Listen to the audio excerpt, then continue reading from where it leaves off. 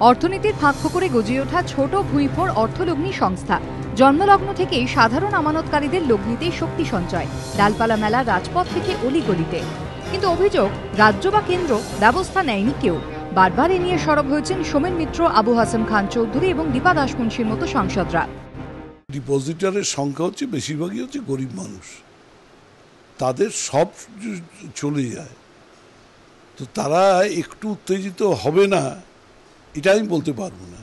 আমার দায়িত্ব ছিল ওয়ার্ন করা, অ্যালার্ট করা এবং অ্যাট্রাকশন ড্র করা, যেতে ক্ষতি হচ্ছে লাভ হচ্ছে না। আমি আমার কাজ করেছি, কে কেন করেনি, কিসের জন্য করেনি, কার করা উচিত ছিল এটা আমি বলতে পারবো না। বারবার করে এইসব কোম্পানির বিভিন্ন অনুষ্ঠানে বা সেই সব কোম্পানির বিজ্ঞাপনে আমরা দেখেছি মুখ্যমন্ত্রী থেকে শুরু করে তৃণমূল দলের বহু মানুষ সেই সব প্রোগ্রামে অংশগ্রহণ করেছেন, তাদের ছবি বিজ্ঞাপন সব দেখেছি আমরা। সরকার এই বিষয়টায় কিন্তু নীরব ছিলেন। সেবি যখন এই বিষয়টা নিয়ে এনকোয়ারি শুরু করেন, যখন একসঙ্গে সবার বিরুদ্ধে এনকোয়ারি হয়, তখন একটা জিনিস পরিষ্কার হয়ে গেছে যে এখানে কোথাও একটা চিটিং হচ্ছে। মালদা এবং পশ্চিমবঙ্গের চিটফান্ড এর স্প্রেড করছে খুব বেশি, এবং গরিব লোকেরা, সাধারণ লোকেরা খুব অসহায় ফিল করছে। প্রাইম মিনিস্টারকে বলছি যে আপনি এটা ভালো করে দেখেন, খতিয়ে কেন এটা হচ্ছে। কংগ্রেস সাংসদ অধীর চৌধুরীর কটাক্ষ, চিটফান্ডের বিরুদ্ধে সরব হওয়ার জন্যই তৃণমূলের মধ্যে একঘরে হতে হয়েছে সোমেন মিত্রকে। সোমেন মিত্র মহাশয় প্রশ্ন তুলেছিলেন এই বিষয়টা, এটা আমরা জানি।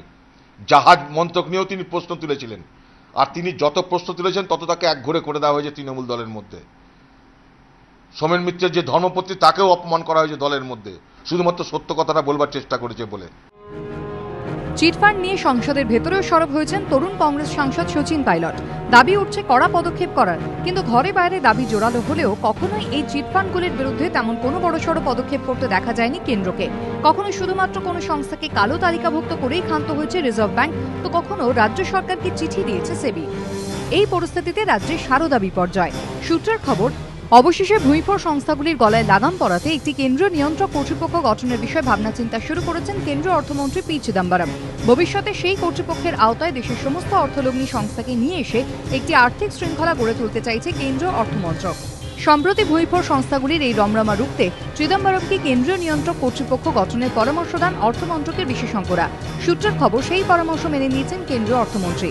তবে ওই নিয়ন্ত্রক কর্তৃপক্ষের সাংবিধানিক কাঠামো কি হবে, কিভাবে সেটি কাজ করবে, তা রাজ্যগুলির সঙ্গে চূড়ান্ত আলোচনার পরেই ঠিক হবে। আগামী সোমবার দেশে ফিরছেন চিদম্বরম। তারপরেই ওই নিয়ন্ত্রক সংস্থা গঠনের বিষয়ে তিনি মুখ্যমন্ত্রী মমতা বন্দ্যোপাধ্যায়ের সঙ্গে আলোচনা করবেন বলে অর্থমন্ত্রক সূত্রে খবর। সেই বৈঠকে ডাকা হবে অন্য রাজ্যের মুখ্যমন্ত্রী এবং অর্থমন্ত্রীদেরও। এবিপি আনন্দ।